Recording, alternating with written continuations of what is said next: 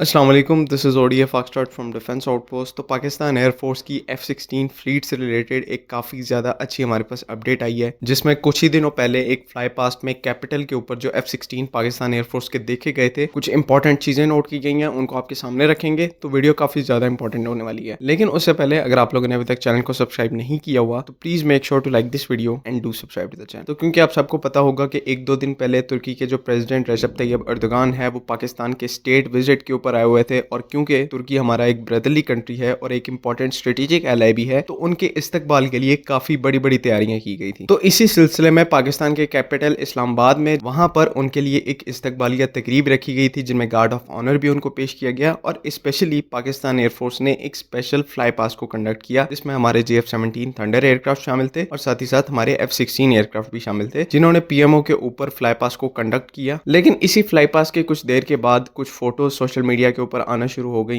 Aviation photographers की तरफ से, जो कि इस्लामाबाद बेस्ड हैं, क्योंकि शहर के ऊपर जब भी फ्लाई पास्ट होता है तो उसकी जो इमेजेस हैं वो सोशल मीडिया के ऊपर आती हैं। तो इस बार भी ऐसा ही हुआ था, काफी अच्छी क्वालिटी की फोटोज को काफी डिफरेंट फोटोग्राफर के जरिए अपने सोशल मीडिया हैंडल्स के ऊपर पोस्ट किया गया था, जिसमें एक जो JF-17 थंडर की फॉर्मेशन शामिल थी और एक जो फॉर्मेशन थी वो हमारे F-16 ब्लॉक 15 MLU एयरक्राफ्ट की थी। ये आप उस पर्टिकुलर फॉर्मेशन की पिक्चर को इस टाइम अपनी स्क्रीन के ऊपर देख रहे हैं, और ये पाकिस्तान एयरफोर्स के नंबर 9 ग्रिफन स्क्वाड्रन से ताल्लुक रखते हैं, और इनमें से दो जो एयरक्राफ्ट हैं वो सिंगल सीटर हैं, और जो पहला लीड करने वाला एयरक्राफ्ट है वो एक ड्यूल सीटर का F-16 BM वेरिएंट है। तो अब बज़ाहिरी तौर के ऊपर इसमें कोई डिफरेंस हमें नजर नहीं आ रहा, तीनों एयरक्राफ्ट एक जैसे हैं, नॉर्मल F-16 हैं, लेकिन इनमें से अगर दो एयरक्राफ्ट की आप नोज कोन को देखेंगे तो वहां पर कलर जो है वो डिफरेंट है, एक जो तीसरा एयरक्राफ्ट है उसकी नोज कोन के कलर से। तो यही सिमिलर सिचुएशन और कॉम्बिनेशन हम लोगों ने JF-17 थंडर एयरक्राफ्ट के अंदर नोट किया था, कि जब उन एयरक्राफ्ट को ओवरहॉल किया जाता है या फिर ब्लॉक 1 को ब्लॉक 2 के ऊपर अपग्रेड जो एयरक्राफ्ट होते हैं, उनकी नोज कोन का जो कलर है वो चेंज होता है, जिसके कुछ अनस्पेसिफाइड रीजंस हैं। लेकिन एयरफोर्स के एक्सपर्ट से जहां तक इस मामले में हमने बात की तो उन्होंने हमें यही बताया कि जिस एयरक्राफ्ट की नोज कोन का कलर जो है वो बाकी एयरक्राफ्ट से चेंज हो, उसका मतलब ये है कि ये एयरक्राफ्ट रिसेंटली ओवरहॉल हुआ है, किसी भी टाइप के अपग्रेड से गुजरा है। तो अब हमारे F-16 में इसी चीज को आप लोग फिजिकली इस फोटो के अंदर देख सकते हैं, और इससे पहले ऐसा कभी भी हमारे F-16 के साथ नहीं देखा गया जहां पर उनकी नोज कोन का कलर जो है वो इस तरीके से डिफरेंट हो। तो जो मेन सवाल यहाँ पर उठता है वो ये है कि क्या हमारे F-16 जो है वो रिसेंटली अपग्रेड किए गए हैं। तो इस चीज को समझने के लिए हमें 1 से 1.5 साल पीछे जाना होगा, जब पाकिस्तान एयरफोर्स की F-16 फ्लीट से रिलेटेड आखिरी बार एक काफी ज्यादा इंपॉर्टेंट खबर आई थी, जिसमें यूनाइटेड स्टेट्स की बाइडेन एडमिनिस्ट्रेशन ने पाकिस्तानी F-16 के लिए $450 मिलियन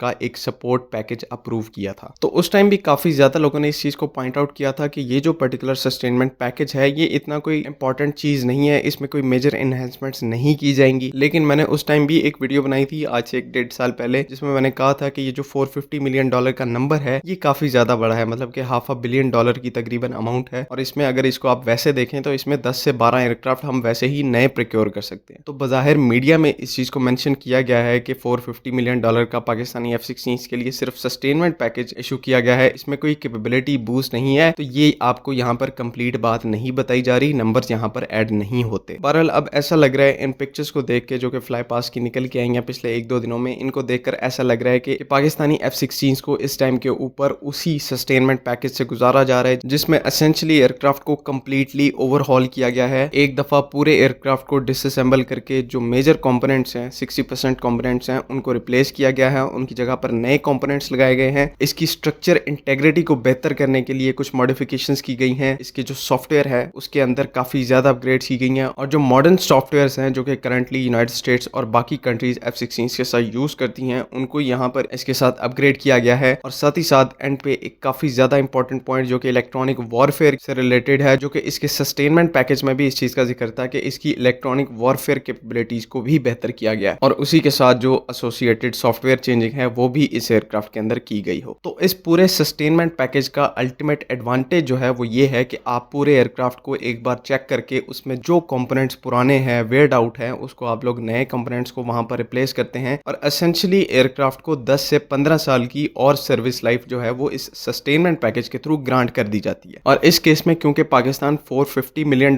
जितनी अमाउंट को खर्च कर रहा है, तो यहाँ पर जो थोड़ी बहुत अपग्रेडेशन है वो भी इस प्रोजेक्ट के अंदर शामिल है। हमारे F-16 को थोड़ा बहुत यहाँ पर अपग्रेड भी किया गया है, चाहे इस चीज को पब्लिकली मेंशन ना किया गया हो, लेकिन बैकडोर के ऊपर ये चीज बिल्कुल हुई है। तो ओवरऑल ये चीज़ हमारी F-16 फ्लीट के लिए तो काफ़ी ज़्यादा इंपॉर्टेंट और अच्छी है कि हमारी फ्लीट जो है वो दोबारा से रिवाइटलाइज हो गई है, उसको काफ़ी अच्छे तरीके से सस्टेन किया जा रहा है। लेकिन साथ ही साथ ये चीज़ इस चीज़ को भी शोकेस करती है कि यूनाइटेड स्टेट्स पाकिस्तान की F-16 की फ्लीट को लेकर कितना सीरियस है, और चाहे जियोपॉलिटिकल या फिर स्ट्रेटेजिक हालात जैसे भी हों, उनकी इंडिया के साथ अलाइनमेंट जैसी भी हो, यूनाइटेड स्टेट्स कहीं ना कहीं किसी न किसी मोड पर आकर पाकिस्तानी F-16 की फ्लीट को सस्टेन या फिर अपग्रेड जरूर करवाएगा, उसको अबेंडन बिल्कुल भी नहीं करेगा। और सेम इसी टैक्टिक को यूज करते हुए फ्यूचर के अंदर यूनाइटेड स्टेट्स पाकिस्तान को F-16 ब्लॉक 70-72 के नए एयरक्राफ्ट भी ऑफर करेगा। साथ ही साथ जो एग्जिस्टिंग फ्लीट है उसके लिए वीक किट्स को भी ऑफर किया जा सकता है। इसकी पॉसिबिलिटीज जो है वो दिन ब दिन बढ़ती जा रही हैं। तो फ्यूचर में पाकिस्तान एयरफोर्स की बाकी डेवलपमेंट के साथ साथ जो F-16 की फ्लीट की डेवलपमेंट है उसको भी देखना यहाँ पर काफी ज्यादा इंटरेस्टिंग होगा कि किस तरह से इस जो फ्लीट है ये फ्यूचर के अंदर स्टेप इन करती है और प्रोग्रेस करती है। उम्मीद है कि यहाँ पर तमाम चीजें क्लियर हैं। अगर इससे रिलेटेड कोई भी आपका वैलिड क्वेश्चन है या कंफ्यूजन है तो काइंडली आप उसको कमेंट्स में जरूर पूछें। बाकी अगली वीडियो तक के लिए अल्लाह हाफिज। पाकिस्तान जिंदाबाद।